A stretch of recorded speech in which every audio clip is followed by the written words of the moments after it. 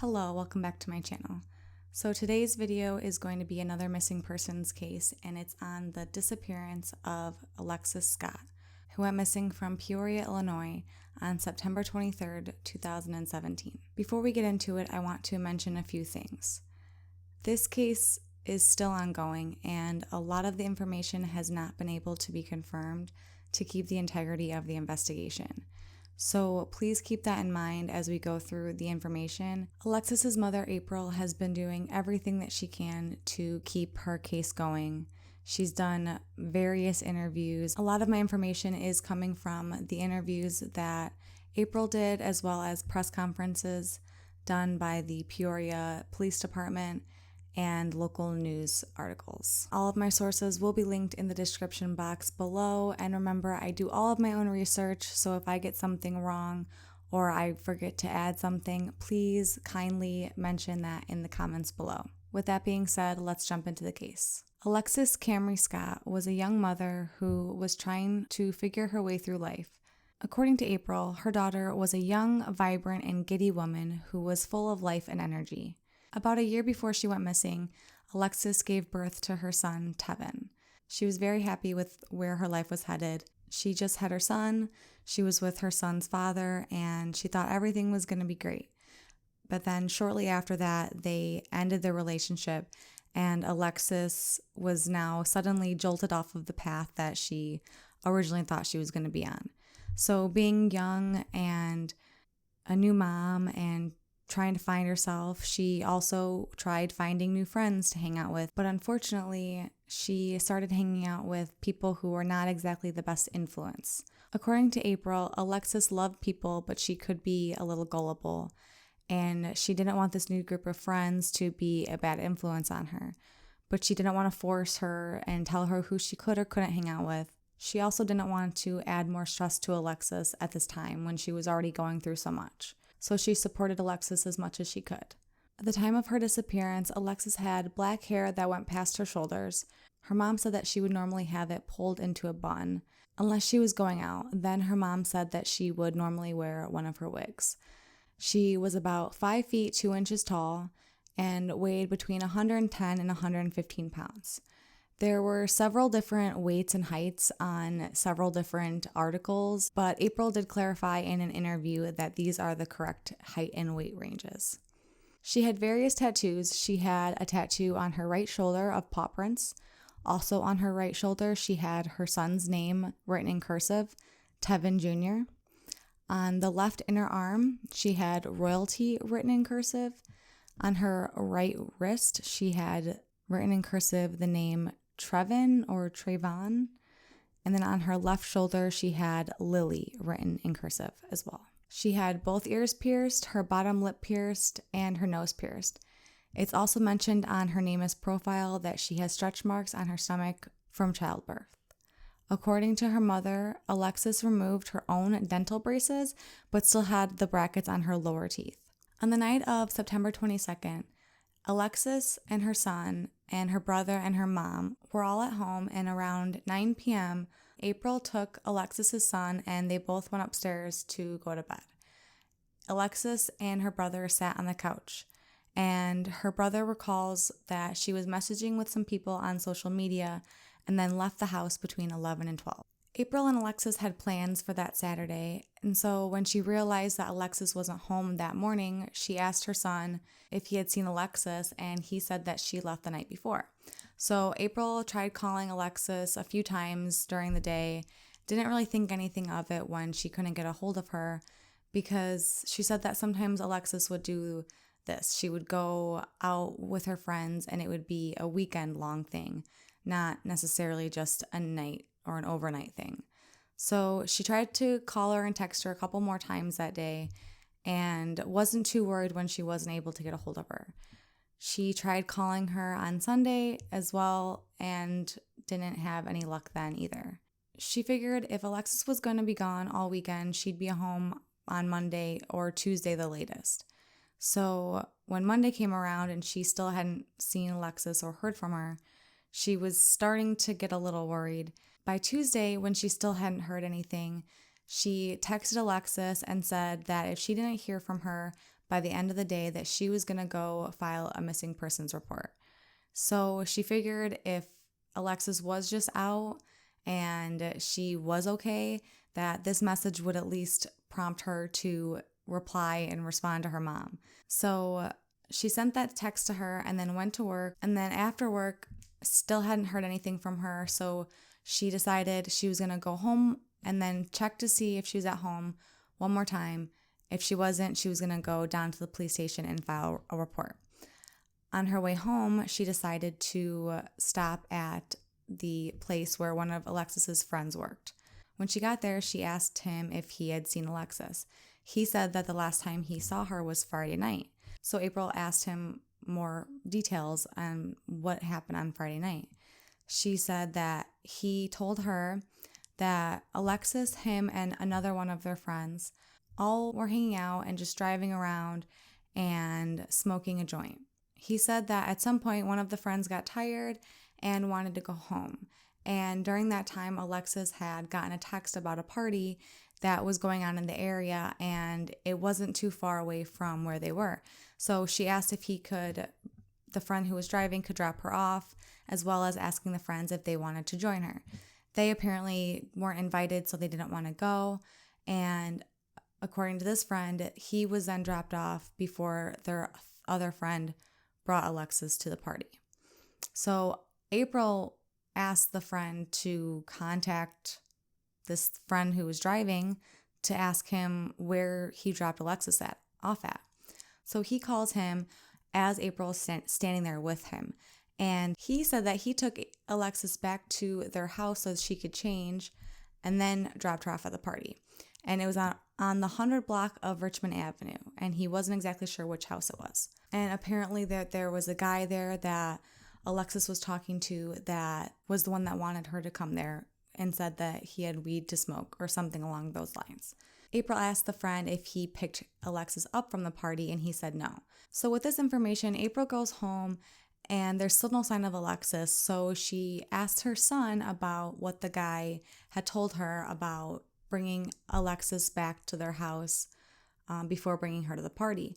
And her son was confused at this and said that if Alexis came home, that she would have had to wake him up by the normal way that she had been waking him up, which was knocking on his window, because she had actually lost her house key a few weeks prior. And so the only way she could get in was by having her brother open the door for her. So he said that he never did that night. And so this made April even more concerned and confused about this whole story that's unfolding. And so she calls and files a missing persons report. She told the officer what the friends had told her when he came to file the missing persons report. April gave the police officer the location to where he could find one of Alexis's friends, the one that she had talked to earlier, so that he could speak with him himself. And then once he came back after talking to him, he wanted to right away get Alexis's report done and have her filed as a missing and endangered person. Now, he didn't tell April anything that was talked about. He just said that it's important that they get this filed right away. After filing the missing persons report, April started reaching out to more of Alexis's friends to see if she could find out any more information about that night or anything after that night. She contacted friends that had hung out with Alexis on a regular basis, and none of them had seen or heard from her. And April then learned that Alexis had been expressing concern of her safety in recent days to some of her friends. Now we have to rewind and go back to 3 weeks prior to Alexis going missing to a trip that she took to Vegas. So Alexis talked to her mom about wanting to go to Vegas for a Mayweather boxing fight.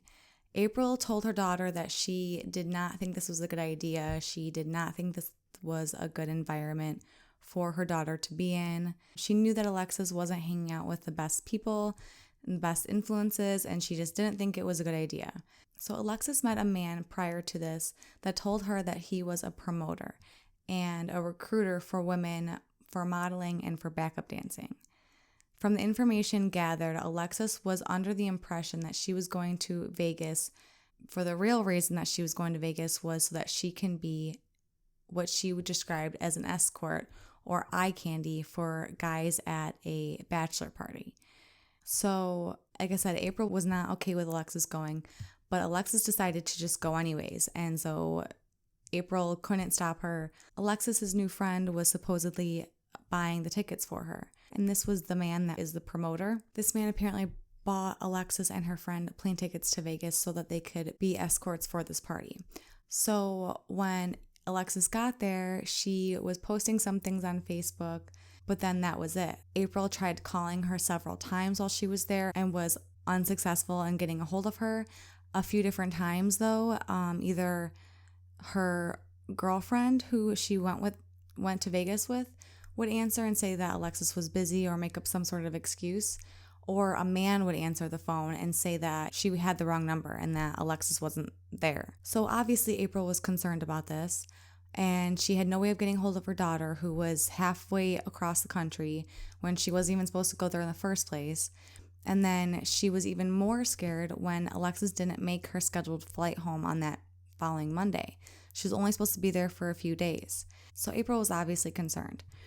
Then, about a week after this, April receives a call from a woman in Sacramento, California, saying that she had found Alexis and she was naked, beaten, clearly had been beaten, and was just huddled on the street without any clothes on. And so this wonderful couple found her and brought her with them to Walmart where they were going, bought her some clothes, and then called April once they got home. Alexis told this woman that she went to Vegas for a bachelor party with friends, but when she got there, she found out it was canceled. She was at one point in the back seat of a car with her girlfriend, and then she passed out or something happened where the next thing she remembers is that she was alone with this strange man in this car. April asked Alexis when this woman called her why she didn't make her scheduled flight home, and Alexis said it was too much to talk about at the time and she just wanted to get home. So April was able to gather up the money to get Alexis a Greyhound bus ticket to get her home. So then when she got home, Alexis was clearly shaken up, and April said that she had visible, noticeable bruises as well. Alexis didn't want to talk to her about it. She was afraid that her mom would go to the police. Alexis did write a Facebook post about it, and she said that she was kidnapped, and she talked about being forced into doing things that she didn't want to do, and she wasn't able to say anything or speak out because she was being watched the entire time. Her Facebook activity during the time that she had been kidnapped was very weird because in the beginning she was writing posts and posting pictures that were her excited in Vegas, and then after that they became very just generic and plain posts. Just kind of seemed like someone wanted her to keep posting things to like make it seem that she was okay when she obviously was not okay. So going back to after Alexis went missing the second time, when April was talking to some of Alexis's friends, one of her friends said that she remembers Alexis saying that she was worried that someone was coming after her. And this friend sent April a picture of an inbox message. It was from a young man that said that Alexis had told him that around the 18th or 19th of September that somebody had been calling her, someone she knew, and told her that they would be looking for her. And she was scared and didn't know what to do. April asked why no one said anything to her about this so that she could prevent something from happening to her after the Vegas trip. Her friend didn't know why she didn't say anything and didn't think that it was important, apparently. So a few days after April filed the missing persons report for Alexis, she hadn't heard anything after the initial contact with police, so her and some of Alexis's friends began their own searches for Alexis. On Sunday, October 1st, they conducted their first search, and it was close to the home that Alexis was last seen at. Now, when they got around the area, they noticed something very weird. They noticed that the people who owned this house that Alexis was last seen at were power washing their home. They found that kind of strange. Like, why would you need to be doing some intense cleaning of your house just a few days after someone happened to go missing after their last known whereabouts being there? I'm not sure what she exactly means by power washing, but April dives deep into the details in her interviews with the Vanish podcast and the YouTube channel Fact Check TV 1 or 2. I highly suggest that you go and listen to those full interviews, as well as the interview Detective Mike Bowen and April did on their local news, the Journal Star. All of those are linked in the description box. Now, in the process of this search, April gets a call from the lead detective on the case, apologizing for not getting in contact with her earlier. And he said that he had been off on vacation and no one told him that he had a case and didn't know about it until he got into work after his vacation. They didn't put anyone else on the case while he was away. So during the first few days, the most important time of an investigation, no one was on the case. And this really upset April and made the whole relationship between her and the police department that much more tense and made her feel like she was being let down by this department and that she couldn't rely on them.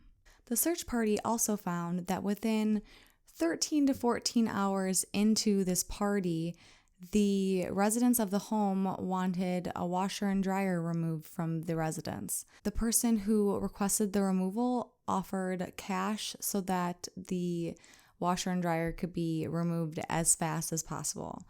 Now, when April presented this to the police, they didn't think that this was that big of a deal. They said that the people who lived there had a business. They would buy washers and dryers, fix them up, and then resell them. So they said that this wasn't a big deal.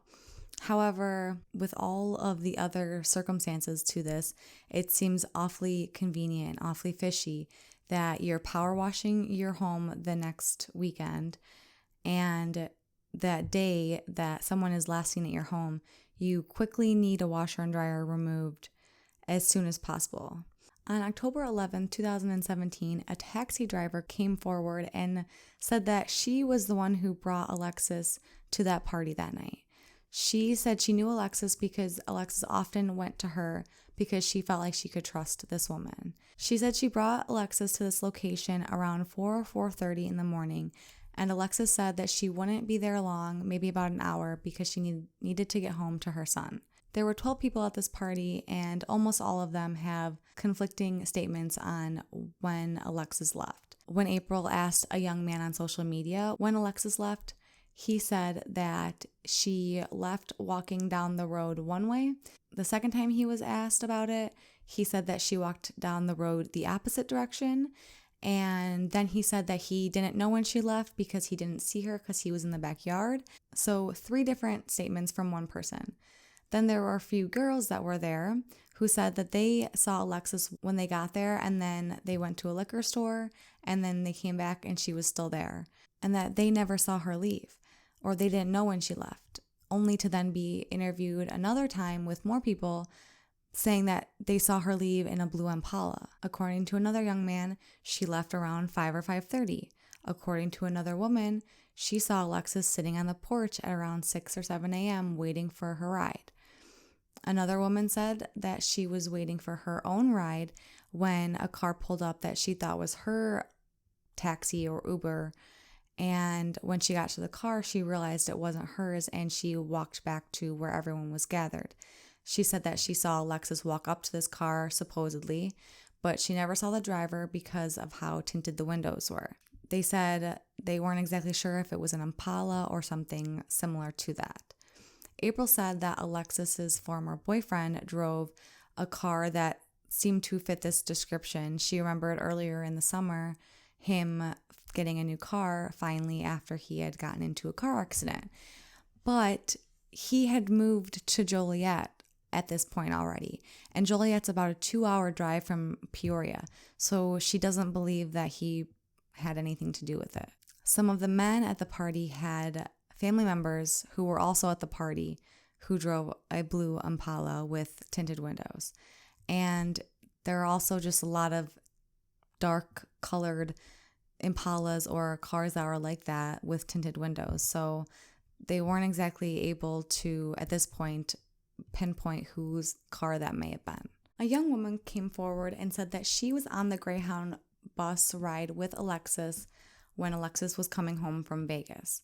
She said that they had gotten to know each other and became close on this 2-day ride. And she told her some information about her time being kidnapped in Vegas. She said that Alexis and her friend were in the back of a car going to California, drinking and smoking. And then the next thing she knows, she's waking up and her friend is not in the car anymore, and it's just this man. And she told him that she needed to go to the bathroom, and he refused to let her out of the car to go. He finally decided to pull over to let her go to the bathroom, and when he did, there was a man across the street, and the guy who was in the car with her was very aggressive and kept threatening her to not say anything to this man to make him think that something was wrong, to just go to the bathroom and then get right back in the car. He told her that he would find her if she tried to leave and hit her a few times. April told the detectives this and put them in touch with this girl who was claiming all of these things to April. Another one of Alexis's friends said that Alexis messaged her shortly before going missing and said that she had the names and numbers of the people who were responsible for kidnapping her. Apparently, this information came from messages from Alexis and this friend. And I guess at some point, the guy who took her had brought her to a hotel in California, and she was able to somehow get onto his laptop and get this information. Now, this information obviously has not been confirmed. I'm going to go through the police timeline, and some of the timeline does confirm certain bits of information, but a lot of the names have been redacted, and so it's hard to say which information is being confirmed and which isn't, and you'll see more what I mean once we go through the timeline. But I wasn't able to see if this was for sure confirmed or not. It was in Vegas when she was kidnapped where Alexis lost her iPhone and her house key. Alexis's mom and the police are unsure which Facebook activity is from Alexis or not. April said that Alexis would often log into her Facebook on other people's phones and sometimes would forget to log out. And so they weren't sure which activity was actually her or not. Something interesting about her Facebook activity and her password is that her mom said that when she got back from Vegas, she needed to change her password because her phone was missing and she assumed that this person who took her had it. And she told her mom that she didn't have access to her account and that someone was going on her Facebook and posting on her page and she didn't know who it was. One of her friends actually helped out the police and had her password and gave it to them so that they could access her account. However, this friend had told April that her and Alexis hadn't talked since August. This friend was actually supposed to go to Vegas, but she had backed out last minute. Now, how did she know Alexis's new password if Alexis had to change her password after she got home from Vegas, which was the last week of August into September, when this friend hadn't talked to Alexis since before the Vegas trip? It doesn't make sense of why she would know her password. This could be completely innocent. It could be that Alexis didn't change her password right when she said she was going to. But if she was locked out of her account, then she would have to change it because, according to her mom, Alexis communicated through Facebook Messenger exclusively for a while because she was late on her phone bill. As far as April knew, Alexis wasn't current on her phone bill, but she didn't know for sure. So because of this, her friend knowing the password should definitely raise some flags, and that avenue should be investigated further. Some people think that maybe she was going out as an escort the night that she went missing, but April seems to not think that this is a possibility since Alexis was wearing just lounging normal clothes. She didn't have her hair done or makeup or anything like that, which is what she always made sure to do if she was going to go out in that type of way. She would usually take some sort of overnight bag. She didn't have anything like that. Video evidence doesn't show Alexis coming or going, which I thought was very interesting. It could just be the camera angles, but that could also mean that either she wasn't there, or it could mean that other people could have been there, came and gone without being seen from the cameras that the police have. So another interesting thing about this friend that Alexis went to Vegas with, the one that she was in the back seat with before she wasn't and was alone with this strange man, She made it back to Chicago on her scheduled flight. Now, April obviously reached out to this friend, and when April spoke with this friend before when she was in Vegas, the friend claimed that she knew where Alexis was in California and that she was going to go get her. And then all of a sudden ended up not going and then said that she didn't know where Alexis was. So a lot of contradicting statements from this friend, and April's not exactly sure why. April said the Facebook group for Alexis has been a lot of help, and some of the members have lived through certain situations like the one that April is going through and have been able to provide certain insights that others wouldn't be able to. A lot of people grew up in the area of Peoria where April didn't, so they were able to also give her more insight on the area and the people as well. Mike Boland, one of the lead detectives in the case, said that the Facebook group is an important tool that they are using. He said that people are able to more comfortably reach out to the people on the Facebook group sometimes rather than going to the police. He said that there has not been any information that they've learned on there that hasn't been worth looking into. He said that they look into every lead that's on the Facebook, even if it's hearsay and there is no way to confirm it. It helps them to see which direction that they need to go into to find more answers and to find more concrete evidence. He also said that the groups have been very important when it comes to searching the areas and searching through social media to find different information through there. He said that there are very bad people in this town and that Alexis seemed to have gotten caught up with these bad people. He's also skeptical that she is still alive because he believes that she would have found some way to reach out by now. April says she has a strong support system and that she's been doing her own investigating and her own research into Alexis's friends and the people she was around. What kind of lives they lived, what kind of places that they went to, what kind of things they did, just to understand the people and to better understand what happened. Members of the Facebook group have been conducting their own searches. They've been doing searches up and down the Illinois River in Fulton County, where some evidence have been found that could be linked to the case. Now we're going to go through the timeline given by the investigators. This was the timeline that the investigators gave at the press conference on August 29th, 2018. Almost all the names have been redacted, so the timeline is very choppy and incomplete, but it does provide a little bit more information. At about 4 a.m., Alexis and two friends were driving around smoking cannabis in one of their cars. About 4:30, one of the friends was dropped off at his house, and Alexis stopped by her house for a change of clothes prior to being dropped off at 125 Richmond by the other friend. At about 5:09 a.m., Alexis is dropped off at 125 Richmond by this friend. At 7:12 a.m., someone leaves the party in her black SUV, leaving another person at the party. At the same time, two people arrive for the first time.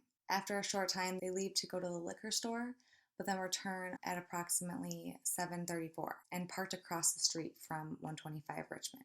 About 15 minutes later, at 7:49 a.m., a person moves his Impala from the front of the house to the rear alley as everyone in the front yard moves to the back of the house. At about 8:15 a.m., the black Impala leaves from out of the alley, and according to two people, it was them leaving with another person. According to two people, another person was not at the party either of the times they were at the party. They both said they don't even know who Alexis is. At about 4:30 p.m., the Fulton County Fire Department is called for a mattress and carpet set on fire on property located in Canton. September 27, 2017, April Scott files a missing persons report with Officer Irving. Officer Irving begins investigating by talking to a couple of last known people to see her. October 1st, 2017. At about 4 p.m., Detective Rogers receives the case for the first time and spoke to April Scott about the case. Detective Rogers and Detective Calbo went to 125 Richmond and spoke to somebody. At the time, Detective Rogers gained consent and the residence was searched along with the backyard. On that same day, Detective Rogers obtained from a friend of Alexis her Facebook page so he could go and monitor it, and also spoke to another person. The next day, on October 2nd, 2017, they met with another person at their residence and spoke to another person via phone who lives in Chicago, and then spoke to another person as well. The next day, on October 3rd, they interviewed 2 other people at the police department. October 4th, the following day, they interviewed another person at the police department and also did a consent search of his music studio in Peoria. That same day, they spoke with a neighbor of another person who stated that the boat in Luttrell's yard has been there for months and she has not seen it leave. On October 4th, that same day, they obtained footage from a camera at a business close to the house. On October 7th, they obtained video footage from Aqua Car Wash, which we know is across the street from this residence. On October 10th, 2017, they spoke to somebody again, and then they went to the county jail to speak with somebody else. The next day, on October 11th, Detective Rogers spoke to a taxi driver for Big Daddy Cab who said she dropped Alexis off at 125 Richmond at around 4 a.m. on September 23rd, 2017. The same day, they spoke with another person at her residence. On October 14th, Detective Rogers spoke to April at her residence and attempted to get consent to go through Alexis's bedroom for anything that could help locate her. April refused to allow Detective Rogers to do so without a warrant. A couple months later, April gives permission to go through Alexis's room and nothing is located of significance. On October 16th, an interview with another person at the police department. The next day, on October 17th, 2017, an escort service ad for Alexis from August 27th, 2017 was found on Backpage out of Las Vegas. Dates listed on the ad were only for the dates she was in Vegas. Now, this is very interesting, and I'm curious if this was the only listing or if there were other listings that they had found on Backpage or any other sites like this for Alexis in Peoria previous to this day, previous to her going to Vegas, or if this was the only ads that they were able to find. On October 18th, executed a warrant at 125 Richmond. Now, regarding the initial search at 125 Richmond, April pushed back regarding when they said on October 1st that Detective Rogers and Detective Calvo went to 125 Richmond and gained consent and the residence was searched along with the backyard. April says that they did not search the house on this day, on October 1st. I was not able to really find out any other details about this. I did go back to find if there were any news articles mentioning the search on October 1st, and I was not able to find any. The only news articles I was able to find that mentioned the search was regarding the search on October 18th. November 11th, 2017, they spoke to somebody who was a good friend and coworker of Alexis. On November 21st, they interviewed somebody else at the police department. On November 28th, information received about a Craigslist ad for prostitution in Chicago. FBI sex trafficking agent out of Chicago was contacted and given all the information on Alexis's case. On December 4th, 2017, cadaver dogs were taken to 125 Richmond and another place to search yards. On December 11th, they conducted 2 interviews with 2 different people at the police station. On December 19th, 2017, somebody came forward. So I'm not sure exactly what they came forward with and if the information was verified and was found to be true. On December 21st, a search warrant was executed for the property in Canton where the mattress was burned. On December 23rd, 2017, they went to Canton and spoke to neighbor witnesses to the mattress fire. Also attempted to locate an unknown witness who was on a 4-wheeler. January 3rd, 2018, detectives searched approximately 6 miles on foot between Hillside Drive and E. Gardner Lane due to information obtained from a psychic medium. Nothing was located. On January 8th, they spoke to a female who allegedly had information on Alexis, but information obtained was verified through the FBI sex trafficking task force agent and was unfounded. January 10th, video obtained from someone buying something. I believe this is regarding an informant buying heroin from one of the people who was living in the house at 125 Richmond. On January 17th, they met with another person and interviewed him. On February 5th, they met with another person at the police department and he takes a polygraph test, which he failed. And they also interviewed another person. Very curious to see who failed the polygraph test. March 5th, 2018, at approximately 11:15 a.m., a second warrant was executed at 125 Richmond along with the DEA task force who did a drug warrant. And again, this is regarding the January 10th informant buying the heroin from the man living at the residence. The detective spoke to a female in North Carolina. The female said that someone told her about what happened to Alexis. April 6th, 2018, somebody was arrested on a warrant and re-interviewed. That same day, the fire department searched Galena Marina with sonar and a dive team due to information that Alexis may have been put there. Over the next few weeks, the fire department also checked the marina at Alexander Steakhouse and Detweiler. Nothing was found. April 7th, 2018, they went to the Banner Marsh area and assisted with a private party search of the area for Alexis. Possible human hair was located near a waterway and it was taken as evidence to be processed. Nothing to indicate this was Alexis's hair. On April 10th, 2018, they went to a waterway in Banner Marsh where the hair was located as the fire department dive team searched the waterway and nothing was found. On April 8th, they spoke to a former girlfriend of someone who wanted to talk to Detective Rogers about prior abuse by this person. And then on April 14th, they re-interviewed somebody at the police department. Then on April 24th, Detective Rogers attempted to contact this former girlfriend of this person who told an officer she had info on Alexis. Detective Rogers contacted that female who stated she didn't have any information and was just spouting off because she was upset with somebody who I'm assuming is her ex-boyfriend, who seems like possibly they were broken up and so she wanted to talk to the detective, but then they got back together, or she was afraid of what he could possibly do.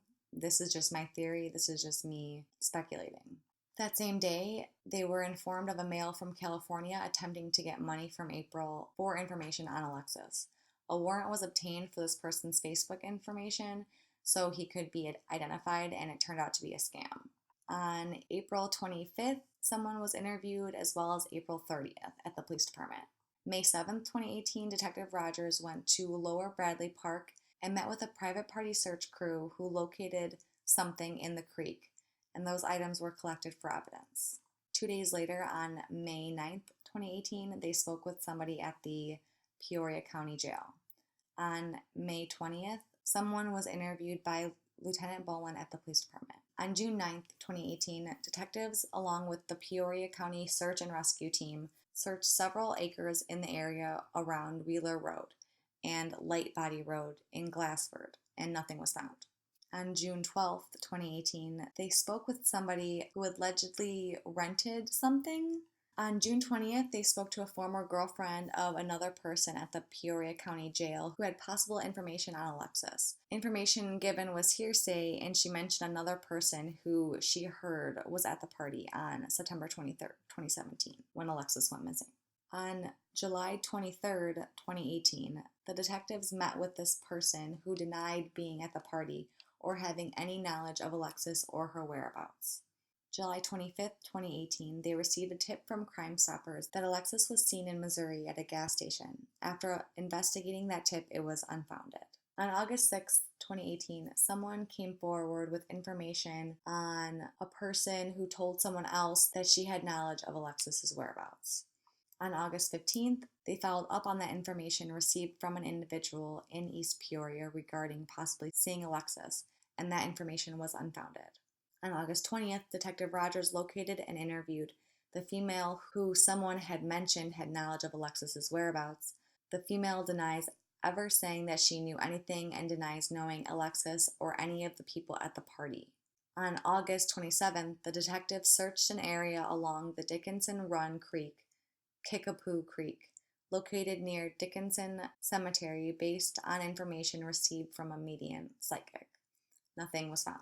Approximately 19 search warrants have been obtained and served on Alexis's Apple email, for phone records for someone, for Facebook records for Alexis, phone records for 2 old phone numbers of Alexis, records for phone numbers used through 2 texting apps, Pinger and TextMe, records for Alexis's Snapchat account, 2 warrants for 125 Richmond, a warrant for the land in Canton.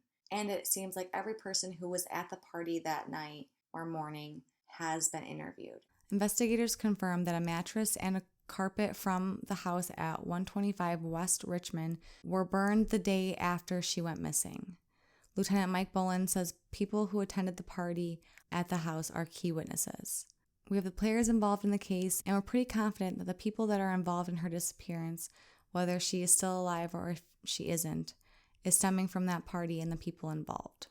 April went on the Steve Wilkos show, and the episode aired in April of 2019, so just a few months ago. They brought on April, as well as the man who brought Alexis to Vegas. So this man is named Leland, and Steve asked Leland how he got involved with Alexis. And his response is, quote, "Her daughter hit me up on Facebook, trying to see what's up, because I smell good, look good, and I live good, and she wanted to be on the money train."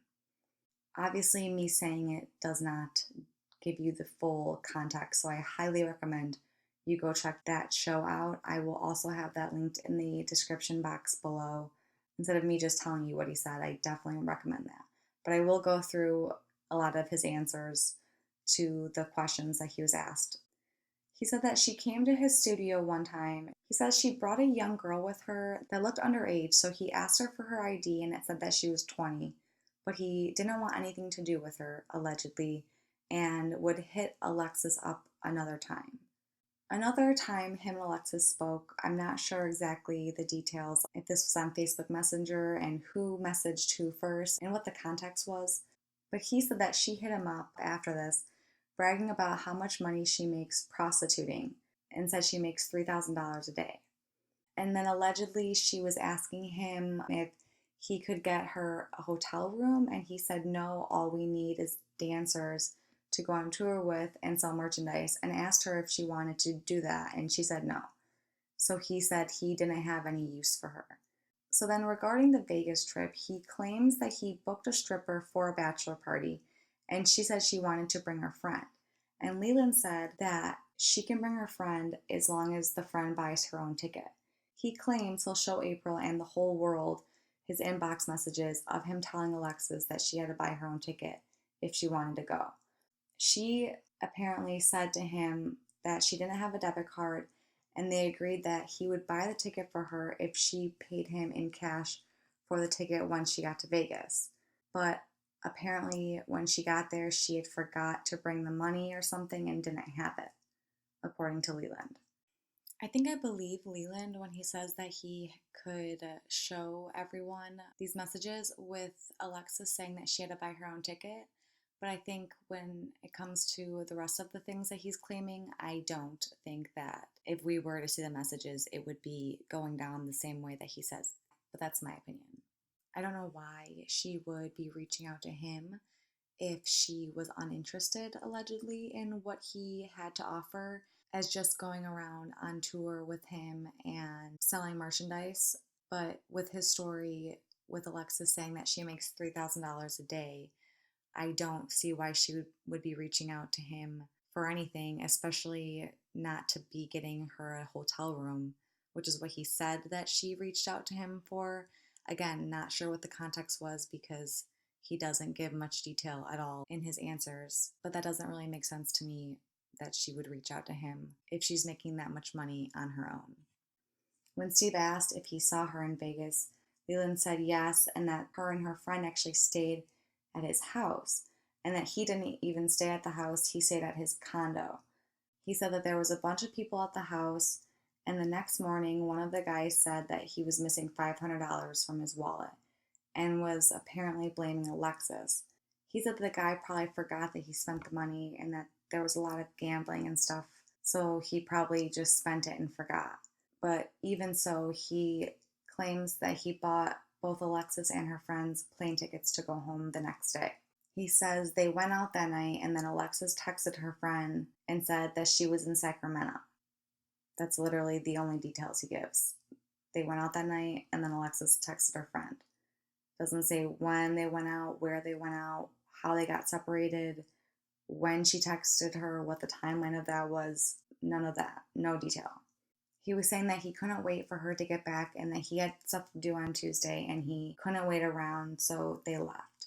And regarding this, it seems to contradict his statement on the reason he bought Alexis and her friend plane tickets to go home the next day. Because by this statement, he seems like he already was planning on leaving that day. So it's weird that he makes it seem like he bought them plane tickets before they were planning on going home originally. He said about a month after the Vegas trip, he hears that she went missing when the police call him and asked him questions. And then he said he was at the car wash and the police came up to ask him more questions. Apparently, it was the car wash by the house she went missing from. And I guess he was talking to the guys while he was at the car wash while they were across the street or something. Again, not a lot of details given.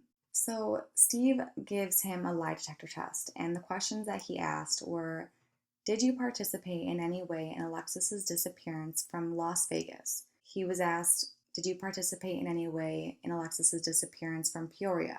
He was asked if he knew for sure who was involved in either of Alexis's disappearances, and does he know where Alexis is now? He answered no for all of those, and he passed his lie detector test. So I'm not exactly sure what to believe with this because I don't hold a lot of stock in lie detector tests. We all know that they're not admissible in court. We know that they can be cheated. Do we believe Leland had nothing to do with who she met in Vegas or how she got to Sacramento? I don't really know if I can believe what he's saying because a lot of his stories were missing a lot of important details that need to be known in order to make sense of his claims. Like, who was at the house in Vegas? Who accused Alexis of stealing money? Was he involved in anything shady, like drug trafficking or sex trafficking? Did anyone who was there have any connections to the people who lived at the house that Alexis was last seen? Maybe Leland isn't directly responsible for Alexis's disappearance, but he could be a step in the right direction because obviously something bad happened in Vegas. And exhausting any and every detail from that trip is a must to find out what happened. Whose bachelor party was it? Why did Alexis say it was canceled? Why did he bring them there in the first place? Why not just hire strippers in Vegas? And that is another place where I question his story because if they're going there strictly to be strippers, why would you not just hire them in Vegas? Why would you spend money even if it was just on the one plane ticket and they wanted Alexis to buy her own? Why would you spend hundreds of dollars on plane tickets and then hundreds of dollars on a stripper when you can cut out so much of that money and just get a stripper where you're at locally? And that makes me wonder and believe that maybe this girl was brought there because she wasn't just stripping. Maybe she was an escort, like Alexis even stated, being escorts or eye candy for this party. Maybe Leland's role in this whole thing was just to arrange the meeting. April believes that the last year before Alexis went missing seemed to be very similar to what the grooming process for sex trafficking victims looks like. After Alexis and her son's father broke up, she was in a very vulnerable place. She began reaching out to people, trying to find people to surround herself with. And she found these people. And like I said earlier, this was about a year before she went missing. When researching information about sex trafficking for this case, I found this great infographics card from this website, and I want to go through the information because it was pretty shocking to me. And a lot of it does line up with Alexis's situation. This is from Laster Global Consulting. Recognizing the early stages of sex trafficking. They break it down into like how long these stages last for. The first stage is recruiting, the second stage is trauma bonding, and the third stage is training. So with recruiting, it says what it is, identifying and befriending victims to build their trust and gather information. So how it works. Too good to be true opportunity, i.e. modeling. Affectionate and generous older boyfriend who claims to understand and side with her against unreasonable parents. Friend asks her to go along to meet new friends. What it looks like to you. Sudden change in behavior, expensive gifts, secretive behavior, short disappearances. What you need to know. The early stages are a small window of opportunity to disrupt the trafficker. The next stage is a lengthy fight to get her back. How we can help. Validate the situation and level of danger. Offer immediate explanation of the tactics. Establish an appropriate support network in your area to continue your efforts to restore your family. So, trauma bonding. What it is. Breaking down barriers of victims and establishing dependence on the abuser. How it works. Physical and emotional violence, threats, forced criminal activity, other trauma, including rape. Victim is blamed and convinced that she deserved it. Could include abduction. What it looks like to you. Runaway, rebellion, absent from usual functions and events, often escorted or monitored. What you need to know. It is not your daughter's fault. She did not ask for it, but she now appears willing due to the psychological coercion. How we can help. Direct you on what information to collect, assist in developing a clear and effective timeline that can be used to report the crime, provide counseling and monitoring. Training. What it is. Preparing the victim for commercial sex, stripping, pornography, and prostitution. She learns the ropes of the business and consequences of noncompliance. How it works. Once victim has been broken or traumatized, abuser works to create the trauma bond by villainizing family and friends and creating dependence. Uses ongoing physical and emotional abuse to instill fear and get compliance. May create drug or alcohol dependencies. Other victims, already well trained, take over the roles of teachers and enforcer. What it looks like to you. Most often, extended disappearance from home. If already at college or living away from home, contact, if any, is infrequent. Details about day-to-day events are vague and incomplete. What you need to know. Your daughter is now emotionally fragile and not able to think clearly. She is not acting as the person you know. The abuser is waging psychological warfare against you, and he or she is an expert. How we can help. Hire and direct private detectives and other specialists to find your daughter. Identify the abuser and gather information. Deliver evidence to prosecute the abuser. Provide legal assistance and export witness, i.e., if she was arrested for criminal activity. Provide counseling and mentoring. And these are all ways Laster Global Consulting helps people, parents, and family members of people who are sex trafficked. So that is a great resource available. But after reading a lot of these stages, it seems way more clear to me the blatant signs that Alexis was very likely being sex trafficked. I also do understand, though, that a lot of people probably look at what April says and think that she isn't able to see her daughter in a negative light because it's her daughter, and so she's going to be biased. And obviously she'll be biased. She loves her daughter. She wants her daughter safe and home with her. Like the descriptions of the stages said, it is a long process, and it's a psychological game that is being played, and it's very effective. So it oftentimes looks like the person is doing it to themselves. Without knowing all the details and all of the factors, it could look like just her running away or her being an escort. But when you pull back the layers, it's more and more clear and more obvious that it's a lot more than that. And it's most likely some sort of sex trafficking, grooming. I always come back to the fact that April would call Alexis while she was in Vegas, and her friend would answer.